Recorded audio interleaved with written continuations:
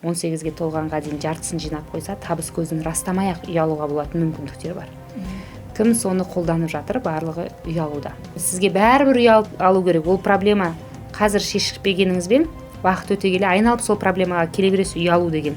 Тіпті 50% алғашқы жарнасын жинаса, стипендияны да табыс көзі ретінде көрсетуге болады. Үйдің бағасы негізі түсу деген болмайды. Биыл үй алайық деп едік, жоқ, келесі жылы ақша жинайық деген кезде, келесі жылы ол 5 миллионға қымбаттап кетеді. Жыл өткен сайын бірнеше миллионға. Яғни сен қаншалықты үй алуды кешіктіресің, ол сенен соншалықты мүмкіндігінше ол бірнеше есе алыстай береді екен. Біз былтыр 18 миллионға бір бөлмелі пәтерді қиналмай табатынбыз. Қазір 20 миллионға бір бөлмелі толыққанды пәтер табу қиын. Негізі ең төмен көлемі қандай алғашқы жарнаның, және ең тиімдісі деген қандай? Біреудің пәтеріне төлегенше өзіңнің пайызбен болса да өзіңнің пәтеріне төлеп, және кейін ол өзіңе қалғаны әлдеқайда артық. Жалпы кімнің тұрақты табысы бар, кімнің алғашқы жарнасы бар, үйсіз қалмайды.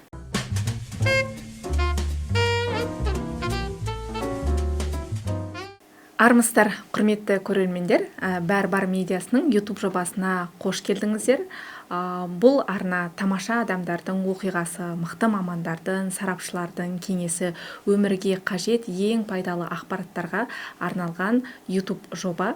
Біздің ең алғашқы қонағымыз Мадина Болатхан, үй алу жөнінде сарапшы маман. Үй алайық компаниясының басшысы, осыған дейін 5 мыңнан астам адамның үйлі болуына көмектескен маман, 10 жылдық тәжірибесі бар.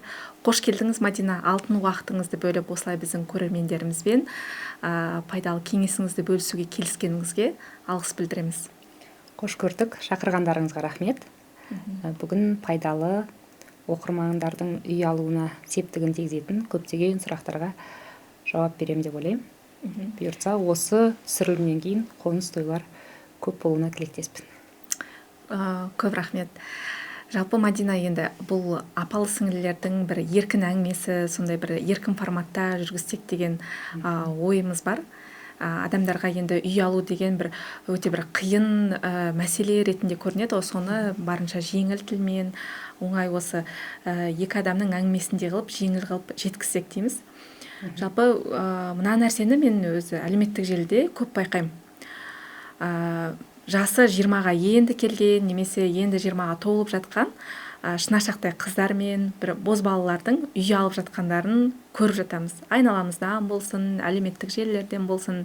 Бірақ сонымен қатар бір жылдап, 10 жылдап, ала сөмкесін арқалап, үйден үйге көшіп жүрген, пәтерлі бола алмай жүрген отбасыларды көреміз. Жалпы бұл не? Бұл қандай құбылыс? Бұл ебін тапқандармен, енді әзіл ретінде айтып жатады ғой, енді еттей алмағандар деп, ебін таба алмай жүрген адамдардың әрекеті деп ойлайсыз ба? Не себеп бұған? Ол да бар. Негізінде үй алу туралы бұрынғыға қарағанда, 10 жыл бұрынғы, 5 жыл бұрынғы уақытқа қарағанда қазір айтатындар көп, ақпарат беретіндер көп. Әр банк өзінің өнімін үй алуға байланысты, енді оларда өнім болып есептеледі ғой, жарнамалауда. Тек дұрыс қолдана білгендер, дайындала білгендер үй алады. Қазір тек қана банктер ғана емес, неге банк береді, банк арқылы үй алады, әкімдік береді дейді. Одан кейін қазір құрылыс компанияларын өздері бөліп төлеу арқылы береді. Сол мүмкіндікті пайдаланғандар жаппай үй алып жатыр. Жаңағы 18 жаста үй алу деген бар. Тіпті отбасы банкте 18 жасқа толдың ба, егер де сенің тұрақты табысың болса, тіпті табысың болмай, алғашқы жарнаны бала кезінен ата-анасы жинап, 18-ге толғанға дейін жартысын жинап қойса, табыс көзін растамай-ақ үй алуға болатын мүмкіндіктер бар. Кім соны қолданып жатыр? Барлығы үй алуда. Қазір жақсы мүмкіндіктер бар, балаларға қатысты ақыл депозиті. Балаларға байланысты да, жас отбасыларға байланысты да, жалпы кімнің тұрақты табысы бар, алғашқы жарнасы бар, барлығына үй алатын мүмкіндік бар. Тек мынандай нәрсе, былай айтса, қалауын тапса қар жанады дейміз. Бірақ кім үй ала алмай жүр? Әрине, 5 саусақ бірдей емес. Еңбектенген адамның, кредитная историясы жақсы адамның, алғашқы жарнасы бар адамның үй алуы оңай. Егер, мысалы, былай айтамын мен кеңеске келгенде, мысалы 18-21 жастағылар үй алып жатыр ғой, 18 жастасыз ба, болды, отбасы банк арқылы үй алуға болады. Сіз қандай бағдарламаларға қатыса аласыз? 18-де болсаңыз, ең бірінші сұрақ. Егер атында соңғы 5 жылда үй жоқ болса, кез келген Қазақстан азаматы өзінің жұмыс істей ма, істемей ма, бойдақ па, үйленген ба, ең бастысы соңғы 5 жылда атында үй жоқ болса, 24 мамырдан бастап 2025 жылдың үй кезегіне тұра алады. Ол не береді? Үй кезегіне тұрғаннан кейін мемлекеттік бағдарламаларға қатысады. Үй кезегіне тұрмаса да мемлекеттік бағдарламаларға қатысуға болады. Биыл бұрын осы уақытқа дейін 24 мамырға дейін сен кезекке тұру үшін сен мемлекеттік қызметкер болу керексің, сенің бір қандай да бір категорияң болу керек болды, санатың, не көп балалы, не жетім, не толық емес отбасы деген. Қазір барлығы тұра алады үй жоқтың. Енді кезекке тұрдыңыз ба, сізге қарау керек. Кезекке тұрғандарға арналған қандай мүмкіндіктер бар, соны қолданасыз. Мемлекет салған үйлер болады, сол үйлерді алғашқы жарнасы 10%-бен алуға болатын мүмкіндіктер бар. Соған қатысасыз. Одан кейін жасыл ипотека деген бағдарлама бар. Оған кез келген адам қатыса алады, бірақ сен кезекте тұрсаң, саған 7%-бен береді. Былай алатын болсаң, 12,5% кезекте тұрмай алсаң. Жеңілдік қой, мүмкіндік қой. Одан кейін наурыз деген бағдарлама бар. Оған кім отбасы банкте ақша жинады, 18 жастан бастап шотында 2 миллион теңгесі болса, барлығы өтініш бере алады. Бірақ ол жерде мысалы кезектің мүмкіншілігі сіз төмен пайызбен аласыз. Одан кейін осы бағдарлама бар дедім, 18 жастан бастап қатыстым, мен бірақ үй алмай жатырмын деп келетіндер бар. Әр бағдарламаның талабы бар, сол талапқа сай болу керек. Енді бөлінетін бюджеттен ақша шексіз емес, резиновый емес деп айтамыз ғой, түсінікті тілмен. Сол белгілі бір өзінің талап қояды, кімнің сыйақысы жоғары банкте жинаған, сол адамдар алады деп. Бірінші жылы қатысты ма, мысалы айтатын 2 миллион жинап қатыстың, сен өтпей қалды ма, көп адамдар бүйтеді. 18-ге толдың, 2 миллионым бар, үй аласын деп едім, мен ала алмай қалдым дейді, ақшасын шешіп алып жатқандар бар. Сіз бірінші жыл үй алмай қалдыңыз ба, енді бәленбай миллион теңгелік ақша үй аласыз ғой, былай айтқанда, былай қарайтын болсақ. Бірінші жыл өтпей қалдыңыз ба, демек екінші жылға дайындалу керек. Алғашқы жарнаны көбейту керек. Тіпті бірінші жол алғашқы жарнамен, жақсы балмен өтіп тұрса да, табыстан, несие тарихтан өтпей қалады. Ой, табысын жетпейді деп бермей қойды деді ма, енді сізге бәрібір үй алу керек. Ол проблема қазір шешпегеніңізбен уақыт өте келе айналып сол проблемаға келе бересіз, үй алу деген. Сондықтан бір жол өтпей қалды ма, айналып кеп, дайындалып, келесі жылға жаңағы реттеу керек. Мысалы, кезекте тұрсыздар ма, осы кезекте тұрғандар болса қарау керек. Мен қай бағдарламаға қатыса аламын? Кезекте тұрсаңыз, кезекке тұрып бір күнде үй алып кетпейсіз. Міндетті түрде конкурс болады. Конкурс деген жарыс болады, білесіздер. Кімнің балы жоғары, сол адам өтеді. Бал деген неге қарайды? Сіз отбасы банкке салған ақшаны, мысалы 2% сыйақы береді банк, кім көп сол адамдар өтеді. Оны көбірек алу үшін сіз жинап үйрену керексіз. Орташа есеппен сонда қанша болу керек? Қанша жыл жатқан болу керек? Ол жерде мысалы өте күшті сұрақ. Бірінші мысалы 2025 жылы наурыз бағдарламасы болғанда, проходной балл дейміз ғой, өту керек балл 104 болды. 104 балл. Ол жерде ең басты нәрсе сыйақыға қарайды. Мысалы сыйақыңыз банкте ақша саласыз, ол 2 миллион біреу бірнеше жыл жинап, ол 104 балл жинап қою мүмкін. Бір адамдар оны соңғы моментте әкеп 2 миллион салуы мүмкін. Сол кезде именно сыйақы мөлшері, 2% мөлшері кімде көп, сол адам алады. Жарыс басталарда, конкурс болатын кезде 2 миллион салсаңыз, сіз 104 балды жинап үлгермейсіз. Ең бастысы сыйақыға қарайды, негізі соған қарайды. Одан кейін 35 жасқа дейін болса 5 балл береді, бала шағасы болса 10 балл береді, некеде болса 5 балл береді, үй кезегінде тұрса 10 балл береді деген сияқты. Бірақ ол балдардың оған қарағанда, мысалы 35-ке дейінгі жаңағы некеде дегенге қарағанда бәрібірде кімнің сыйақының салмағы көп. Мысалы 150 балды сіз тек қана сыйақымен жинасаңыз болады. Сыйақы жылына тек бір рет? Жоқ, сыйақы ол 2% беріледі, банк тарапынан салған ақшаға 2% береді. Ол сыйлық ақы жылына бір рет берілетін, жаңағы барлығы солай беріледі ғой, бір рет. Тек сыйлық ақы дегеніміз ол жалпы сомаға беріледі. Сыйақы деген 2%. Сыйлық ақы мемлекет кез келген Қазақстан азаматына отбасы банкке жылдың соңына дейін ақша салса, соның 200 МРП-сына ғана 20% береді. Оны қай уақытта салса да алады. Ал сыйақыны көп жинау үшін депозит ашқаннан бастап ақша сала түсу керек. Демек, адам егер үй алам деген ой болса, еш ойланбастан бірінші депозит ашу керек те, ақшаны ақырындап болсын құя беру керек. Иә, мындай, ол бір нәрсе. 18 жастан бастап үй алуға байланысты. Бұл бір эфирдің төңірегінде біз бітіре алмаймыз. Әр нәрсені бүйтіп талдап отыру керек. Енді қысқа айта кетейік.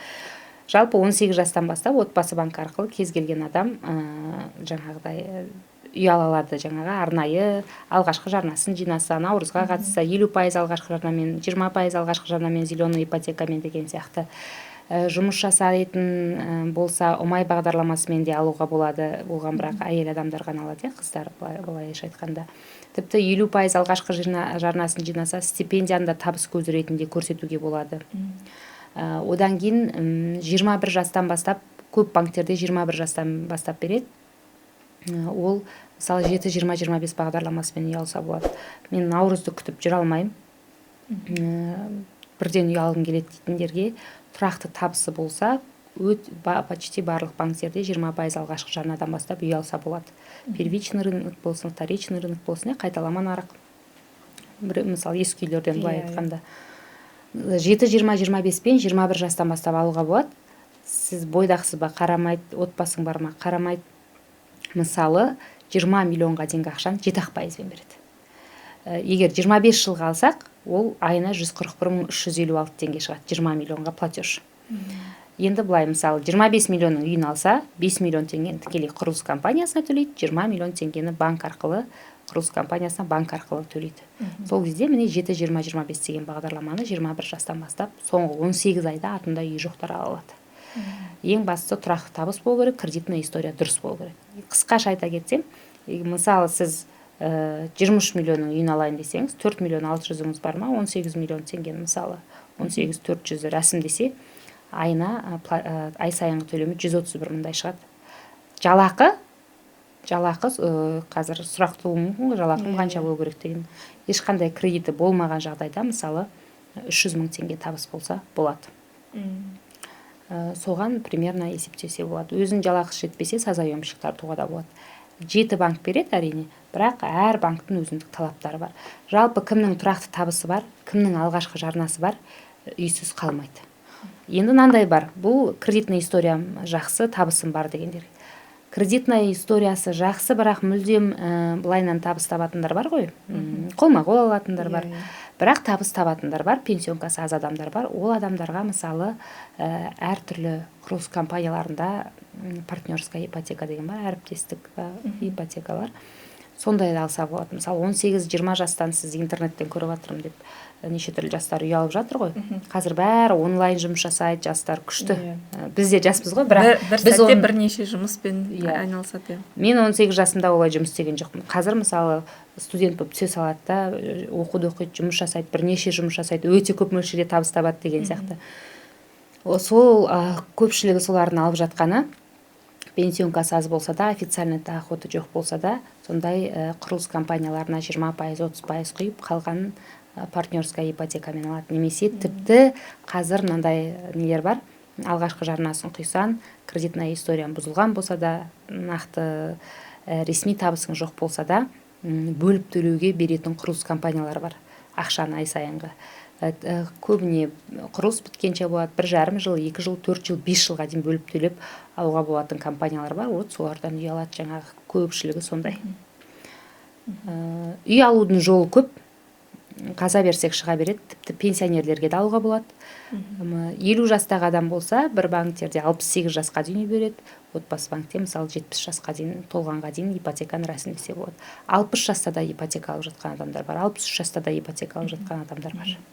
Және сіз алғашқы жарна 2 миллион деп айтып жатырсыз. Негізі ең төмен көлемі қандай алғашқы жарнаның, және ең тиімдісі дегені қандай? Алғашқы жарна болғанда ол наурыз бағдарламасына қатысу үшін 2 миллион кемінде шотында болу керек. Ал жалпы, мысалы, наурыз бағдарламасы бойынша үй алу үшін, мысалы, максималды сома 36 миллионға дейінгі Алматы, Астанадан алуға болады үй. Жаңа үй алса, барлығы жаңа үй алады қаладан наурыз бағдарламасы бойынша құрылыс компаниясынан. Таза әрлеудегі үй болса, мысалы, ремонт жасалған, кіріп тұра салатын алғашқы жарна 10%, 3 миллион 600. Бір адамдардың жалақысы 22 миллионды алғанға ғана тисе, 22 миллион теңгені үйін алса, алғашқы жарна 2 миллион 200 болады. Ол үйдің сомасының 10% солай. Неше теңгелік үй алады, соған байланысты. Тиімді дегенге айтатын болсақ, негізінде әрине пайызы төмен болса, алғашқы жарнасы аз болса, ол бағдарлама өте тиімді. Бірақ ол елдің бәріне келе бермейді. Қазір нарықта кімнің үйі жоқ, қай бағдарламамен үй алу, қай бағдарламамен үй шығып тұр, былай айтқанда, соны алып алу керек. Соның өзі тиімді болып саналады. Мен тура солай айта аламын. Себебі, мысал бұрын біз ойлайтынбыз, баспана хит деген бағдарлама болды. Ой, ол бағдарламаның пайызы жоғары. Қазір ондай бағдарлама жоқ. Соған зар болып қалдық. Бұрын 7-20-25, 24-7, былай айтқанда кез келген уақытта қалаған жаңағы құрылыс компаниясын таңдап рәсімдей беретінбіз. Сол кезде өте тиімді, жақсы болды. Кейбіреу сол кезде ой 7%, черновая отделкада үй алам ба деп жүретін, көп жағдайда первичный рынокта черновая. Қазір ол бағдарлама олайынан жоқ, кез келген уақытта ала алмайсыз, былай айтқанда. Сондықтан қай бағдарлама шығып тұр, соны алып алу керек. Ал егер бір адамның басына бірнеше бағдарламамен үй алатын мүмкіндік туып тұрса, ішінде қайсының пайызы төмен және қалтасы көтеріп төлем қабілеттілігін растап тұрса, онда сонымен алып алу керек. Мысалы айта салайын, түсінікті болу үшін. Бір адамдар атында үй жоқ, үй шығып тұр. Үй алуға мүмкіндік шығып тұр 7-20-25-пен де, мемлекеттік бағдарламамен де. Менде болды жақында сондай клиент. Мемлекеттік бағдарламамен әрине пайыз төмен болып тұр, 5%. Бірақ алғашқы жарнасында 10% болып тұр. Бірақ жалақы жағынан қиналып тұр, себебі жан басына шаққанда, мысалы үйінде 6 балама каждыйына бөлгенде жетпей тұр. Ал 7-20-25-пен алсақ, ол балаларын есептемейді, тек өзіне ғана жетеді. Өзінің ғана табысын, кредиттерін болды. Адам басына осынша кету керек деп есептемейді. Екі бағдарламамен де үй алатын мүмкіндік туып тұрса, пайызы арзанмен алған дұрыс. Пайызы төменмен деген. Пайызы төменмен үй алайын десең, жалақың жетпей тұр. Пайызы жоғарымен бірақ үй алатын мүмкіндік туып тұрса, әрине онда қайсымен шығып тұрса соны аласыз. Ол уже индивидуально қарастырады, әр адамға әртүрлі. Одан кейін жаңағындай әзіл ретінде енді неше түрлі нелерді көреміз ғой, сонда биыл үй алайық деп едік, жоқ, келесі жылы ақша жинайық деген кезде, келесі жылы ол 5 миллионға қымбаттай кетеді. Жыл өткен сайын бірнеше миллионға, яғни сен қаншалықты үй алуды кешіктіресің, ол сен соншалықты мүмкіндігінше ол бірнеше есе алыстай береді екен. Алдағы жылдары үйдің бағасы қалай көтеріледі, немесе түсу мүмкін бе? Бұл енді маман ретінде өзіңіздің бір көзқарасыңыз. Үйдің бағасы негізі түсу деген болмайды. Неге? Себебі келесі жылғы жаңағы жыл сайын үйдің бағасы көтеріледі. Неге? Себебі құрылыс материалдарының басқа жақтан келетіндігіне байланысты, шетелден. Одан кейін ипотекалық бағдарламалардың талаптары. Ипотекалық бағдарламалар көп шығып жатыр. Бар, жақсы мүмкіндік бар, бірақ та одобрение беру, тексеру бұрынғыға қарағанда, былай айтқанда, қиындап жатыр. Сондықтан ол бар. Және алғашқы нарықта көптеген ипотекалық бағдарламалар алғашқы нарықтан үй алуға бағытталған. Солай болып жатыр ғой, наурызды алсақ та, 7-20-25-ті алсақ та, одан кейін налог мәселесіне байланысты жаңағы пайыз жағынан жоғарылады. Осының барлығы үйдің бағасының көтерілуіне әкеліп отыр. Мысалы, қарапайым, мысалы адамдарды асықтырғандай боламыз, бірақ ылғи айтамда, үй шығып тұрма алып ал, үй шығып тұрма алып ал деп. Енді қарапайым мысал, өзіңіз көз жеткізу үшін үнемі айтам, кеңеске келгенде 2 рет келеді, 3 рет келеді, 4-ші жыл, 5-ші жыл кеңеске келіп жүрген адамдар бар ғой. Үнемі сақтатып қоямын да қағазды. Мысалы 2022-де кеңеске келген адам 23-те де, 24-те де биыл да келіп жатыр. Сол кезде осы үй қанша еді деп сұраймын. Сіз келгенде осынша еді, қазір осынша. Ал сіздің жалақыңыз қаншалықты өсті деп қарайтын болсақ, үйдің бағасы әлдеқайда қымбаттаған. Қазір мысалы кім көріп отыр, өздеріңізге мысалы крышаға кіріңіздер де бір үйді, мысалы бір жилой комплексті белгілеңіз, бір бөлме қанша болып тұр қараңыз. 6 айдан кейін тура сол жилой комплексті таңдаңыз да белгілеңіз. Сол кезде өзіңіз көресіз қаншалықты үйдің қымбаттап жатқанын. Бір бөлмелі үй алдағы 2-3 жылда ең орта есеппен қанша болады деп ойлайсыз? Былай айтсам болады. Негізінде бір бөлмелі үйдің өзі қазірдің өзінде Алматыда 20 миллионға толыққанды бір бөлмелі пәтер табу қиын. Қарапайым мысал Алматы жастар бағдарламасын алайық. Былтыр 18 миллион болды одобрение алу. Максимальная сумма банк беретін. Биыл 20 миллион. Біз былтыр 18 миллионға бір бөлмелі пәтерді қиналмай табатынбыз. Қазір 20 миллионға бір бөлмелі толыққанды пәтер табу қиын. Қарап, біз былай қарасақ, Алатау ауданын қарай салыңыздар, қазір ашып 20 миллион теңгеге сіз 40 квадраттық полноценный однокомнатный квартира таппайсыз. Осының өзі көрсеткіш. Былтыр 18 миллионға толыққанды бір бөлмені алсақ, биыл 20 миллионға в основном кухня студия алдық. Клиенттеріміз солай алды біздің. Ресми ақпарат қарап көріп едік. 2025 жылдың басында Қазақстанда 608 мың адамда ипотека бар екен. Бұл енді 20 миллион халыққа шаққанда бір 608 мың деген бір көп емес сияқты болып көрінеді, бірақ енді сен ол жерде бір ипотека ол бір отбасыға қатысты ғой. 4-5 адамға деген. Сол кезде 5-6 6-7 отбасы қазір ипотека төлеп отыр екен де. Бұл сан әлі өзгеріп кетті. Қазір біз енді жылдың соңына да таяп қалдық қой. Сонда қарап тұрсақ, әр 6-7 отбасыда ипотека бар деген бір отбасыларға бір салмақ сияқты, шынымен де. Жоқ дегенде жаңа сіз айтып отырсыз, мысалы, айына ол 150 мың теңгедей төлейді деп. Мысалы, салмақ сияқты дегенде бір жағынан ол жақсы. Менің ойым. Себебі ипотеканы кім алады? Үйі жоқтар алады, немесе екінші, үшінші үйі барлар алады. Біреудің пәтеріне төлегенше, өзіңнің пайызбен болса да өзіңнің пәтеріне төлеп, және кейін ол өзіңе қалғаны әлде қайда артық. Біріншіден. Екіншіден, қалай айтсам болады, ипотеканы алғанда төлей алатын адамдар алады ғой, төлем қабілеттілігін растап барып алады. Табыс көзін көрсетіп алады, немесе созаемщик тартып алады. Жаңағы келесі бір адамды. Потребительский кредиттерге қарағанда, енді қазіргі статистика жаңарып отырады, ипотеканы осы уақытқа дейін төлей алмаушылардың саны өте аз.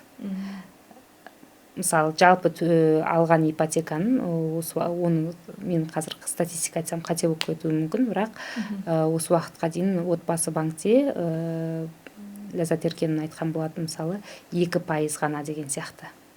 Сондықтан ипотека ала білу, оны төлеп жүру, просрочкасы ол жағдайдың жамандығы деп ойламаймын. Негізі үй деген адамға сенімділік сыйлайды. Шын ғой, біз өз соған қарағанбыз. Терең бармай, егер былай алып қарайтын болсақ, үй сенімділік сыйлайды. Өз пәтерден пәтерге жалдап, біреудің көңіл күйіне қарап жүргеннен өз үйіне көшу адамның бір қосымша потенциалын ашады.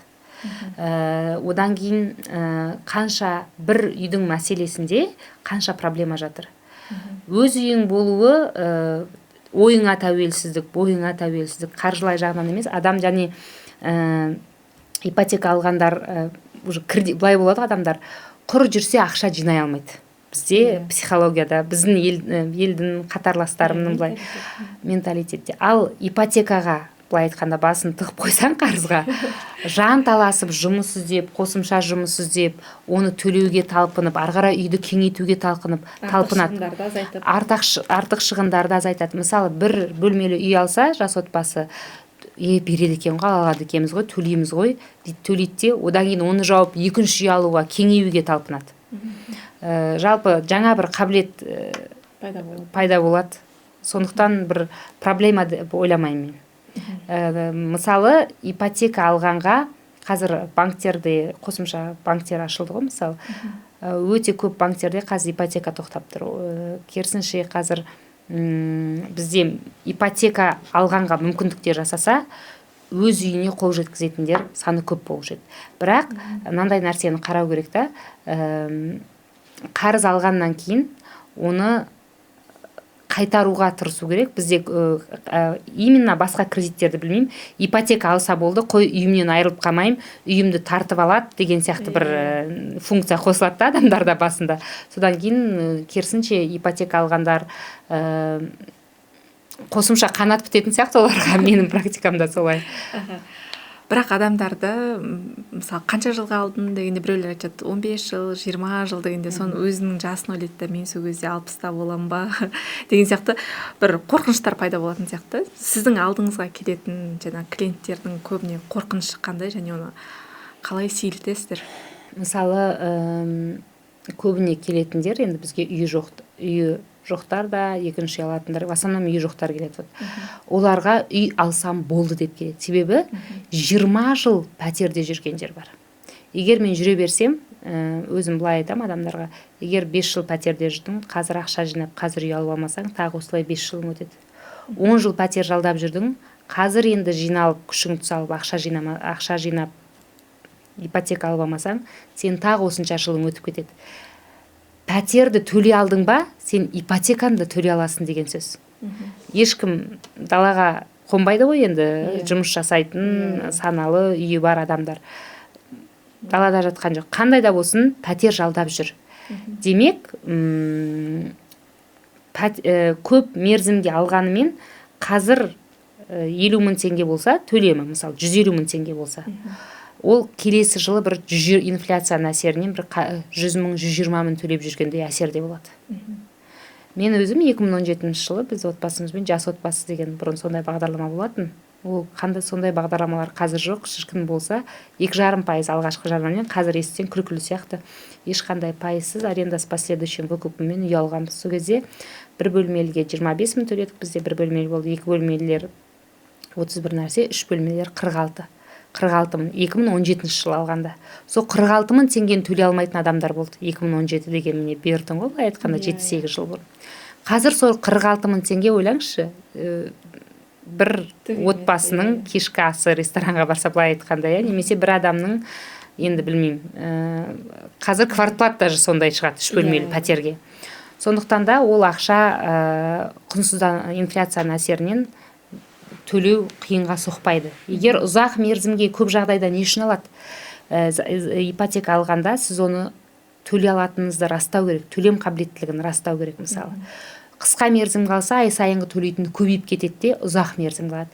Бірақ сіз ұзақ мерзімге алсаңыз да, оны ерте төлеп тастаңыз болады. Перерасчет деген жасалады.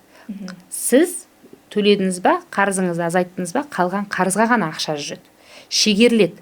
Сондықтан да сондайдан қорықпау керек. Сізге ең бастысы мақұлдама беріп тұрма, мына үйді алуға ипотека шығып тұрма, ұзақ мерзімге болсын ала беріңіз. Ерте төлеп тастасаңыз, сіз артық переплата жасамайсыз. Осыны ол кез келген банкте ол нәрсе бар, перерасчет. Сондықтан қандай ұзақ мерзімге болсын ала беру керек, одан қорықпау керек. Жаңа перерасчетті айтып отырсыз ғой, соны қаншаға дейін түсіруге болады, немесе азайтып көбейтуге болады? Жоқ, мысалы, былай ғой, ай сайынғы төлемді де мерзімді де өзгертсе болады. Мысалы 15 миллион қарыз қалды, 15 миллионды 300 айға алып алды дейік, 25 жылға. Сізде ақша болса 2 миллионнан 3 миллионнан даже 500 мыңнан болсын, жаңағы частично досрочный погашение, шетінен қарызыңыз жапсаңыз болады. Пайыз сол 15 миллионға жүрмейді. Сіз мысалы 13 миллионға азайтып тастадыңыз ба, 13 миллионға жүреді, сол 13 миллионнан есептеп береді ай сайынғы төлемді. Әкеп 500 мың төлесеңіз, тағы да қарызыңыздан шегеріледі, анау бастапқы 15-ке жүрмейді. Сіз қаншаға общий қарыздан азайттыңыз, сол сомаға пайыз жүреді. Белгілі бір әр банктың өзінің несі болады, талаптары. Қарызды алғаннан кейін 1 жылдың ішінде жапсаң, осынша пайыз бар. 1% ғой максимум. 6 айдың ішінде жапсаң, 1% комиссия бар. Ол пайыз комиссия көп емес, мысалы 1% деген. Сондықтан мүмкіндік болса, ұзақ мерзімге алсаңыз да, шетінен частично досрочный погашение жасаса болады. Тіпті НПФ-тан үстінен артылған ақша болса, соны ай сайын жаңағы қарызын төлегенге немесе жалпы қарыздан шегергенге төлеп отырса болады. кейбір мамандар айтып жатады, жаңағы ай сайынғы төлем күні өзің жоспарлы төлем төлейсің де, одан кейін ертеңінде тағы да аударым жасасаң, онда сен негізгі қарызыңнан біраз бөлік шегеріледі деп сөйтеді да. Сол қаншалықты рас осы ипотекаға қатысты? Сіз ай сайынғы төлемді төлегенге дейін де кейін де жалпы жаңағы ғой частично досрочно погашение жасайтын болсаңыз қарыздан шегеріледі. Ал НПФ-тің ақшасымен шегерем десеңіз, жаңағы ақшаны салып қойсаңыз, сол төлем жасайтын күнгі ай сайынғы қарызды өз қалтаңыздан салмай, сол НПФ-тің зейнетақы қорынан артылған ақша ғой, былай түсінікті болу үшін. Сол төлем күні жасасаңыз, ол ақшамен де жасап тастауға болады. Қашан жасасаңыз да жалпы төлем жалпы қарыздан шегеріледі. Ол мысалы күнделікті бір 10 мың теңге, 20 мың теңге болсын, сөйтіп аудара берсе? Аудара берсе болады, және частично досрочно погашение жасай берсе болады. Бірақ ол жерде кемінде 3 төлемді жасау керек, кемінде осынша теңге төлемді жасау керектен талаптар болады. Оған жетпей тұрса, ай сайынғы төлемді жасағанға қолданып жүрсе болады. Үстінен өзің қалтаңнан ақша қосып. Енді сізге көп адамдар келеді ғой. Солардан бір байқаған, практикасынан өзіңіздің көрген бір сондай бір жақсы лайфхактар бар ма? Ипотеканы мерзімнен бұрын жабудың қандай жолдары бар деген? Негізінде былайынан, егер төмен пайызбен алатын болса, бір кеңес ретінде айтып кетейін. Мысалы 5%, 2%бен ипотека алғандар бар ғой. Егер де төлем жағынан қиналмайтын болса, ол қарызды жапқаннан гөрі екінші үй алғанға ақшаны жинаған дұрыс. Сондай кеңес берем. Мысалы өткенде маған бір отбасы келді, 2021 жыл үй алған. Осы жақында келген, алдыңғы күні келген, соны есімде тұрды. Мамасы айтады екен, тез-тез қарызды жап дейді екен. Бірақ мен айтам, пенсионный отчислениядан 4 миллион шығып тұрды, 5 миллион ба. Оны жапқанша ол ақшаны депозитке салып, алғашқы жарна ретінде екінші бір үйді, бір бөлмелі болсын, кухня студия болсын, 20% алғашқы жарнамен алыңыздар. Немесе ол ақшаны, мысалы, құрылыс компаниясынан үй алғанға деп қолданыңыздар. Сіз қарызды жауап тастайсыз, ай сайынғы төлемді қазір қиналмай төлеп жатсаңыз, ол былай айтқанда, тем более сдавать етіп жатырмыз дейді, үйімізді жалға беріп қойдық. Жалға беріп квартирант жауап жатыр. Немесе сіз жалға бермесеңіз де, онда не істеген дұрыс та, төлем қаншаға қысқарады қарау керек. Біз ол кісілердің погашать ететін болсақ, жаңағы ақшасын 4 миллионмен бар болғаны төлемі бір 15-20 мың ғана қысқарып тұр. Ол білінбей төленеді, ол қиналмай төлейді. Одан да қазір сол ақшаны пайдаланып, бір бөлмелі болсын, үй алып қойған әлде қайда тиімді. Кім төмен пайызбен ипотека алды, былай айтқанда, ай сайынғы төлемнен қиналмаса, оны үлкен мөлшерден жаңағы не істемей, погашать етпей, одан да депозитке салып жинаған дұрыс. Немесе бірден үй алуға мүмкіндік туып тұрса, бірден үй алу керек. Және мынандай адамдар болады, қолында 5 миллион бар, мен жаба салайын дейтін, 4 миллион, 3 миллион. Одан да ақша қосыңызда құрылыс компаниясынан пәтер алсаңыз болады. Мысалы, сіз қазір бір бөлмелі пәтерді құрылыс компаниясынан, кухня студиялар Алматыда 17-18 миллионға 1 жылдан кейін, 1,5 жылдан кейінгі берілетін үйлерді алса болады. Қазір 20%-ын сап қоясыз, кейін үй берілгенде қалған жартысын төлегенге дайындаласыз да. Ал сіз қазір оны қолыңызда ұстап жүрсеңіз, дәл сол үй келесі жылы одан кейін берілетін болса, оның бағасы 23-24 миллион болып тұрады. Ал сіз қазір 3 миллион қолыңызда, 4 миллион қолыңызда тұр, мен әлі жинайын десеңіз, айналып кеп сол бір бөлмелі пәтер аласыз 1-2 жылдан кейін. Одан да қазір бағаны бекітіп қою керек. Қалай аласыз, баға солай қалады ғой, мысалы құрылыс компаниясын алсаңыз. Негізі соны айтар едім. Сіз енді жаңа айтып отырсыз ғой, 2 миллион, 3 миллион деп, енді кейбір көрермендеріміз айтуы мүмкін. Ондай ақша жоқ қой, біз онсыз да жаңағы айдан айға әрең жетіп жүрміз, айлықтан айлыққа әрең жетіп жүрміз, осы жалға алған пәтерімізді әрең жауып жүрміз, бұл бізге қатысы жоқ деп ойлауы мүмкін. Алғашқы жарнаға ақшаны жинауға қатысты бір кеңестеріңіз бар? Енді солғы басынан айтқан, әр адамның жағдайы әртүрлі қаралады. Біз Алматы қаласы болғандықтан, Алматы қаласының үй алуы, үйлерінің бағасы, адамдарының жағдайы басқа региондармен салыстырғанда әлде қайда басқа. енді жоғарырақ болған соң сол көбіне сол мәселемен жаңағындай сумалармен біз сол соманың төңірегінде болады. Енді ақша жинауға байланысты мен өзімнің тәжірибемді айта аламын. Себебі мен де жас отбасы болдым. Қазір осы үй алғанға дейін біз бірінші общежитиеда тұрдық, потом 1 бөлмелі алдық, потом 3 бөлме, сөйтіп жаймендеп көтерілдік үлкен бөлмеге, үйге. Бірден 3 бөлмелі алып кеткен жоқпыз. Мен де декретте отырдым. Бізде жаңағы ақша жинау қалай аламыз, не госқа жатпаймыз, не анда жатпаймыз, не мында жатпаймыз, не очередке тұра алмаймыз, қайтып үй аламын деген нәрседен біз де өттік. Кезекке де тұра алмадық деген сияқты. Негізінде кез келген көрерменге, оқырманға, көріп отырған адамдарға айтатын жағдай, сіздің жағдайыңыз үнемі бір қалыпта тұрып қалмайды. Енді былай айтатын болсақ, сіздің қазір жалақыңыздың мөлшеріне қараңыз. Сіз жалақыңыз 60 мың болса да, 70 мың ба, біреуде 300, біреуде миллион деген сияқты. Қандай жалақы болса да, ақша жинауды әдетке айналдыру керек. Сіздің үйіңіз бар болса да. Енді мен былай жасаған бұрында. Ең бірінші өзіңізге жалақының 10%-ын жинай аласыз ба, соған қараңыз. Онсыз өмір сүре аласыз ба осы ақшамен? Немесе 5%-ын. Мен бұрында жалақым 34 мың теңге болғанда да ақша жинаған, мен оның выпискасын бәрін уақытымен көрсете аламын да, Инстаграмыма қойғам. 34 мың жалақы болғанда да жинадым деп. Жалақыңыздың 10%-ын жинауға қоя алсаңыз бір жаққа депозитке, онда 10%-ын әр ай сайын депозитке салып отырыңыз.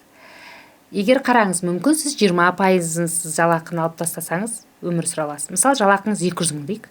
Сіз 20%-ы бөлек бір жаққа қоя алсаңыз, жинап депозитке, онда әр ай сайын солай 20 мың теңгеден жинап отырыңыз. 20%-ын жинай алсаңыз, қалған ақшаға өмір сүрусіз, пәтер жапқанға, продукт алғанға, балалардың шығынына жетіп тұрса қалған ақша, онда қай ақшасы сіз күн көре алады екен, соған қарап жинайтын ақшаның мөлшерін көбейте беріңіз. Осай 10%-ын шегеріңіз, келесі ай 20%-ын, келесі ай 30%-ын дегеніңіз. Енді сіз айтуыңыз мүмкін, менде кредит бар деп. Кредит бар болса, онда былай қараңыз. Кредитті міндетті түрде жабыңыз, потом қалған ақша бар ғой, соны жинаңыз. Ол сізде мүмкін жалақының 3% болуы мүмкін, 5% болуы мүмкін. Содан кейін өзіңіз көресіз. Мысалы, мен бұрында отбасы банкке жинағам. Былай болды ең басында. Мен ойланам, отбасы болғанымызға 5 жыл болды, біз общежитиеде тұрамыз. Былай қараймыз. Отбасы банк арқылы ол кезде осылай айтатын адамдар болған жоқ, шыны керек. 50% жинау керек. Вау, 50% деген ол қорқынышты іс қой енді. Мен бұл мысалы қазір 40 миллионға үй алам десең, 3 бөлмелі мысалы 20 миллион керек дейді. Еще қалай жинайсың, өзің жалақың деген аз. Сондықтан енді теңіз тамшыдан құралады дегендей айттым. Так, мен қазір ақша жинамасам, маған ешкім ақша бермейді. Одан да ақша жинайын. Сөйттім де депозит аштым да, ол кезде қолымда қанша бар, соны сала бердім. 5 мың түсем бар ма, 10 мың бар ма, мен тіпті 300 мың, 600 мың, даже 88 теңгеге дейін салып тастаған жағдай болады. Қалтамда не бар, соны сала беретін депозитте. Қалтамда не бар, соны сала беретін. Содан кейін уже табыстан кішкене ақша жинасаңыз, айтайын деген бұл жерде. Сізге сенімділік керек. Депозитке қарасаңыз, 100 мың жиналып қалады. 100 мың жинақ қойыппын. Енді мен 10 мыңнан емес, 15 мыңнан салайын, 20 мыңнан салайын деп, әр өз-өзіңе мотивация, өз-өзіңмен сөйтіп шабыттандырып. Азарт. Одан кейін мынандай нәрселер болады. Бір қарасаң, фастфудқа, көшеге шыққанда блапыттап бір нәрсені ала бересің. Ойладым, апта сайын неге бармайық, фастфудқа айына бір барайық. Соның ақшасын салдым. Баламана сүндетке тұрғызады, туған күн сүйінші бір нәрсе, бізде сондайлар көп қой. Бір нәрсе қандай да бір ақша түссе, былай айтатын өзіме. Так, мына 5 мың теңге қазір келді. Бұл 5 мың теңге сізде де мен өмір сүріп жүрдім. Бұл ешқандай ауа райын өзгертпейді. Одан да депозитке сап тастайын дейтін де, сөйтіп депозитке сала бердім. Одан кейін банктың берген сыйлық ақыларын, сыйақыларын көресің де, значит жинауға болады. Қарасаң бір күні 500 мыңға жеткізіп қоясың. 500 мың жинадым да, мына 500 мыңды мен жинадым. Значит, мен осындай ақшаны тағы да жинай алам деп, сөйтіп өз-өзіме былай мотивация беріп, сөйтіп жүріп ақша жинаған болатынмын. И осыны қанша мен таныстарыма, оқырмандарыма айтам, тура солай бәрі қолданып үй алғандар көп. Маған сондай келіп жатқан отзывтар да көп. Сіз егер үйіңіз жоқ болса, айтайын деген, қазір ақша жинамасаңыз, ешкім сізге ақша бермесе, онда ойланыңыз. Көмектесетін тек қана айнаға қара дейді, өзің ғана. Одан кейін любой отбасы енді бір бағытқа қарайды ғой, сол кезде дами түседі. Басында Мадияр айтатын, жолдасым айтатын, ойбай 5000 теңгеден жинайсың, қайтып жинаймыз 50% деп. Одан кейін жинап сыйлық түскен соң ол да кішкене айтты да, мә дұрыс екен, хотя бы өсіп жинап бастағанын деп. И одан ақша сұраймын күйеуімнен. Анаған ақша бер, декретте отырмын ғой, анаған ақша берші, аған ақша берші. Өткенде ғана бердім ғой, бәрін жұмсап тастадым, депозитке сап тастадым дейді. Сөйтіп, оның да жинауға деген несі оянды. Сондықтан бір команда болды. Иә, бір команда болып. Сондықтан да ақша жинаудың ең қарапайым әдеті, сіздің қазір қолыңызда қанша теңге ақша бар, соны депозитке салып жинаңыз. Егер тұрақты табысыңыз бар болып жүрсе, 10% салыңыз. 10%-нан көп салатын мүмкіндік болса 20%-ға, 30%-ға, 50%-ға деп сөйтіп көтере беріңіз. Сонда өзіңіз қалай ақша жинап қойғаныңызды білмейсіз. Одан кейін міндетті түрде жаңағы өзіңіздің шығындарыңызды реттеу керек. Қай нәрсесі сіз өмір сүре аласыз, мысалы. Мен бұрында енді кошелек ұстайтынбыз ғой, көп жағдайда. Сол кезде кошелекке жазып қоятын, сөйтіп скотчпен жабыстырып қоятын. Бұл нәрсе маған керек па? Любой затты алатын кезде сол сұрақты 3-4 рет өзіме қоям. Бұл нәрсесіз өмір сүре аламын ба? Бұл маған не береді деп. Сөйтіп, шынымен артық шығындарымды азайттым. Барлығын депозитке салатын болдым. Сөйтіп, біз сөйтіп бір бөлмелі үйімізге жеткенбіз. Онда неге жазбау керек сияқты, смартфонға? Ал қазір де ақша жинаймын ғой, енді ол балаларымның атында депозит бар. Алынбайтын нелерге сап қоям. Алынбайтын болғанда 6 айға 1 жылға дейін депозиттерге. Себебі оны шешіп алатын болсаң, ана бүкіл пайызыңды жойып аласың. Сондай депозиттерге жинау керек. Одан кейін баланың атына шешіп ала беретін адамдар болады, сондай өз-өзін ұстай алмайтын, біреу сұраса бер қоятын. Ондай жандарға айтатын, баланың атына депозит ашып жинаңыз. Неге? Себебі баланың атынан депозиттен ақша шешу үлкен адам 18 жасқа толғандардікі сияқты емес. Баланың атынан депозиттен ақша шешу үшін сіз орган опекидан рұқсат аласыз. Оны алу үшін екінші ата-анасының рұқсатын аласыз. Орган опекидан рұқсат алу үшін, мысалы, мен депозит ашсам, балама күйеуім нотариальное согласие береді, доверяю деп. Ал одан кейін барып, через третье лицо барып, сіз жаңағындай нәрселер жасайсыз. Бала 10 жастан асса, отдел образованидің рұқсаты керек болады. Тура шынымен ақша тауып жинай алмайтын адамдар бар. Құрта береді, біреу сұраса бере береді, бір нәрсе трендке шықса ала береді деген сияқты. Айфон бар болса да айфон ала береді, сондай адамдар бар. Рассрочка алып тастайды, бүкіл бәлеватырдың бәрін алып тастайды, бірақ ақша жинай алмайтын. Сондай адамдарға айтатын, баланың атына депозит ашып, сол жаққа жинаңыз.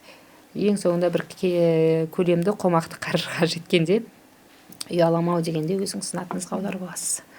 Игілігін бәрібір деп. Бұл да бір жақсы лайфхак, бұны қолданып жүрген адамдар бар. Бір адамдар болады, күйеу жинайды, әйелі құрып тастайды, әйел жинаса күйеу құрып тастайтын. Сол 1-2 отбасында мен осылайынан жасап, біз үйге жеткен болатынбыз. Керемет кеңестер. Енді бір қорытынды ретінде үй алғысы келіп жүрген адамға нақты бір қадам-қадаммен бір ақпаратыңызды айтсаңыз. Бірінші не істеу керек? Ең бірінші, кім болмасын бірінші қарау керек. Нарықта менің жағдайыма келетін қандай бағдарлама бар. Енді сіз оны білмесеңіз, енді адамдар ізденіп отыруға уақыты жоқ болса, ең бірінші, атыңызда үй жоқ па, соңғы 5 жылда үй кезегіне тұрыңыз. Қазір үй ала қалмасаңыз да, сіздің нақты қашан үй алатыныңызды білмейміз ғой. Қандай да бір программалар шығады аяқ астынан. Алматы, Астана, Шымкентте үй кезегіне тұру үшін 3 жылдық прописка сұрайды. Басқа региондарда сұрамайды. Алматыда пропискаңыз жоқ па, Алматы облысында тұрсаңыз, Алматы орында Алматының маңайы ғой мысалы. Жалпы атыңызда үй жоқ па, үй кезегіне тұрыңыз. Кім болсаңыз, 18-ге толды ма, балаларыңыз үй кезегіне тұрғызыңыз. Кредитная история құртпаңыз. Үй керек па, алғашқы жарына міндетті түрде керек. Алғашқы жарына аз болса да үй алуға болады, бірақ алғашқы жарнаңыз көбірек болса, онда сіздің ай сайынғы төлеміңіз де аз болады. Одан кейін міндетті түрде жаңағындай потребительский кредит деген дүниелер болса, ақшалай кредиттер, соларыңызды азайт. Бірінші ретте рассрочка болады, адамдарда потребительский кредит болады. Сол пайызы бар кредиттерді алмауға, немесе сол бар болса, соны жабуға тырысыңыз.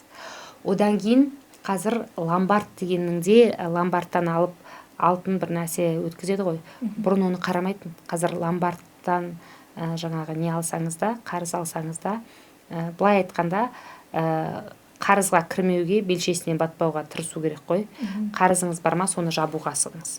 Міндетті түрде алғашқы жарна жинаңыз. Қарапайым, 18-дегі адам тыңдап отыр ма, кезекке тұрыңыз. Кредитная история бұзбаңыз, алғашқы жарна жинаңыз.